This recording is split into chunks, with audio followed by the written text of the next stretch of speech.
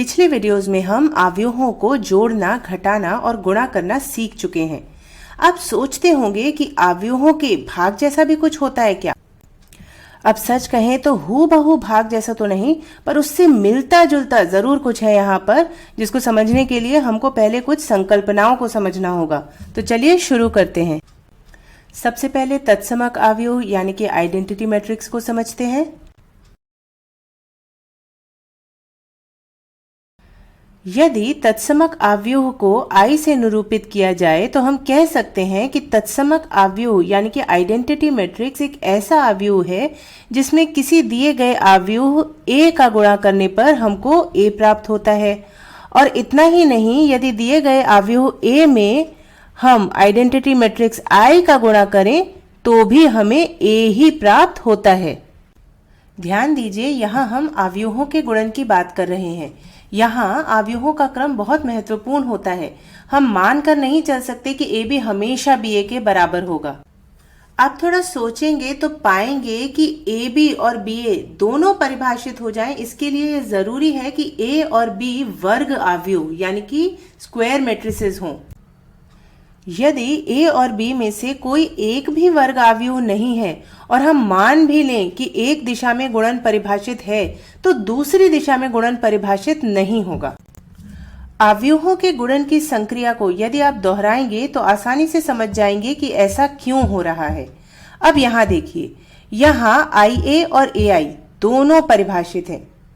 इससे हमें identity matrix के संबंध में एक महत्वपूर्ण सूचना मिल जाती है, और सूचना यह है कि तत्समक अवयव एक वर्ग अवयव होता है। अब प्रश्न यह है कि तत्समक अवयव दिखता कैसा है? इसका उत्तर बहुत ही आसान है। 2x2 कोटि का तत्समक अवयव कुछ इस प्रकार का दिखता है।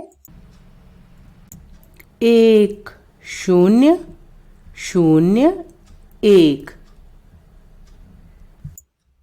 3x3 कोटि का तत्समक अवयव कैसा होगा? क्या लगता है आपको?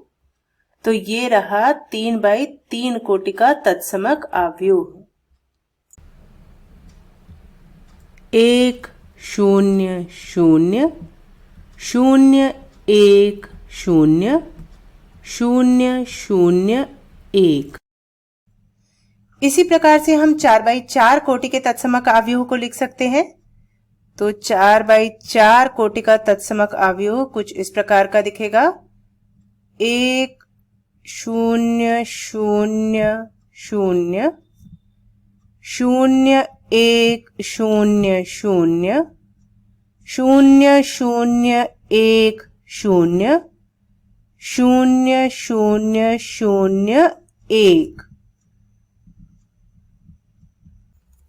किसी भी n के लिए n/n कोटि का तत्समक अवयव समान रूप से लिखा जा सकता है। आपको बस इतना याद रखना है कि ये जो कर्ण के अवयव हैं, ये सभी 1 के बराबर होंगे और बाकी बचे हुए सारे अवयव 0 के बराबर होंगे। अब जब हमने तत्समक अवयव को लिखना सीख लिया है, एक अवयव का इसमें गुणन करके देखते हैं कि हमको क्या मिलता है। तो पहले 2x2 कोटि का तत्समक अवयव लिख लेते हैं। 1 0 0 1। अब इसमें गुणा करते हैं 2x2 कोटि के अवयव A B C D को और देखते हैं क्या मिलता है। तो हमको मिलेगा पहली पंक्ति पहला स्तंभ, ये बराबर आ जाएगा 1 गुणा A प्लस 0 गुणा C, यानी कि यहाँ हमें मिलेगा A। दूसरे अवयव के रूप में हमें मिलेगा 1 गुणा B प्लस 0 गुणा D, यानी कि यहाँ पर हमको मिल जाएगा B। तीसरा अवयव हमको मिलेगा दूसरी पंक्ति और पहले स्तंभ से 0 गुणा A प्लस 1 गुणा C, यानी कि C। और ये चौथा अवयव मिलेगा दूसरी पंक्ति और दूसरे स्तंभ से, यानी कि 0 गुणा B प्लस 1 गुणा D, जो कि होता है D के बराबर। तो जो हमें अवयव मिला गुणन के बाद वो मिला A B C D। ये देखिए, हमको समान अवयव प्राप्त हो रहा है। इसका अर्थ ये हुआ कि जब तत्समक अवयव में किसी अवयव का गुणा किया जाता है तो हमको समान अवयव प्राप्त होता है।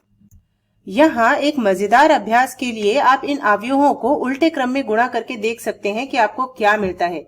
और यदि आपको कुछ और भी ज्यादा रोचक करने का मन है तो 3x3 कोटि के अवयवों के लिए इस पूरी प्रक्रिया को दोहरा के देखिए। आप देखेंगे कि ये दोनों समीकरण संतुष्ट हो जाते हैं। हम आपको बोलेंगे कि आप वीडियो को 2 मिनट के लिए रोककर सोचें कि ऐसा क्यों हो रहा है। देखिए, ये पहला अवयव हमें पंक्ति की सूचना देता है और दूसरा अवयव हमें स्तंभ की सूचना देता है। जब हमें गुणनफल अवयव का कोई अवयव निकालना होता है तो हम पहले देखते हैं कि वह कौन सी पंक्ति और कौन से स्तंभ में स्थित है, और फिर बाईं तरफ जाकर हम संबंधित पंक्ति और संबंधित स्तंभ के संगत अवयवों को गुणा करके जोड़ के उस अवयव के रूप में लिख देते हैं। अब यहाँ पहली पंक्ति के अवयव हैं 1 और 0। तो जब हम पहली पंक्ति और पहले स्तंभ के संगत अवयवों को गुणा करके जोड़ के लिखेंगे तो हमें सिर्फ a मिलेगा।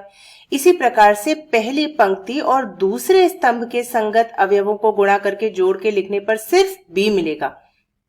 नीचे दूसरी पंक्ति के अवयव हैं 0 और 1। अतः जब दूसरी पंक्ति और पहले स्तंभ के अवयवों को परस्पर गुणा करके जोड़ के लिखेंगे तो अवयव के रूप में सिर्फ c मिलेगा और दूसरी पंक्ति और दूसरे स्तंभ से हमको सिर्फ d मिलेगा। यही प्रक्रिया 3x3 या n/n कोटि के अवयवों पर भी लागू होती है। चलिए अब अपने मूल प्रश्न पर वापस चलते हैं, जहां पर हम भाग से मिलती जुलती संक्रिया अवयवों पर ढूंढने का प्रयास कर रहे थे। हम जानते हैं कि किसी संख्या a के लिए 1 × a बराबर होता है a के, और यदि a का मान 0 के बराबर ना हो तो हम लिख सकते हैं कि 1/a × a बराबर होता है 1 के। यहाँ संख्या 1/a कुछ और नहीं बल्कि a का व्युत्क्रम या प्रतिलोम है, और किसी संख्या को a से भाग देने का अर्थ होता है उस संख्या को a के प्रतिलोम या व्युत्क्रम से गुणा करना। अब इसी के समरूप अवयवों के संदर्भ में हम क्या लिख सकते हैं कि दिए गए अवयव a के लिए क्या कोई ऐसा अवयव है, फिलहाल के लिए हम उस अवयव को a इनवर्स बोल देते हैं, कि जिसमें a का गुणा करने पर हमको तत्समक अवयव I मिल जाए। अवयव a इनवर्स को a का व्युत्क्रम या इनवर्स कहा जाता है।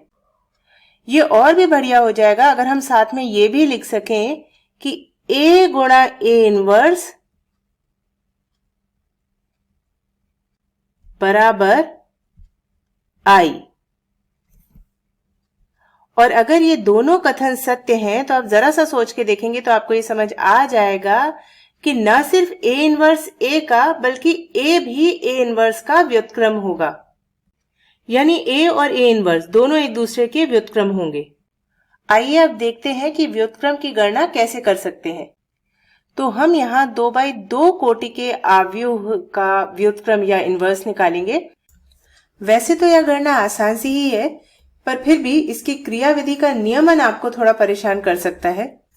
आगे के वीडियोस में हम इस क्रियाविधि के प्रत्येक पद को गहराई से समझेंगे। अभी के लिए आपको बस इन पदों को याद रखना है ताकि आप किसी भी अवयव का व्युत्क्रम निकाल सकें।